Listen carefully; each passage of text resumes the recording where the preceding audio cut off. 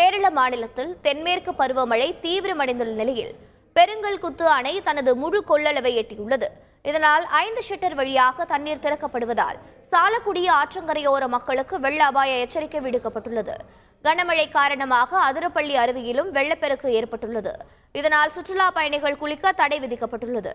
காற்றுடன் மழை பெய்து வருவதால் பல இடங்களில் மரங்கள் முறிந்து விழுந்து வீடுகள் சேதமடைந்துள்ளது. தானிகுடம் கோவிலை சுற்றியும் தண்ணீர் சூழ்ந்துள்ளது.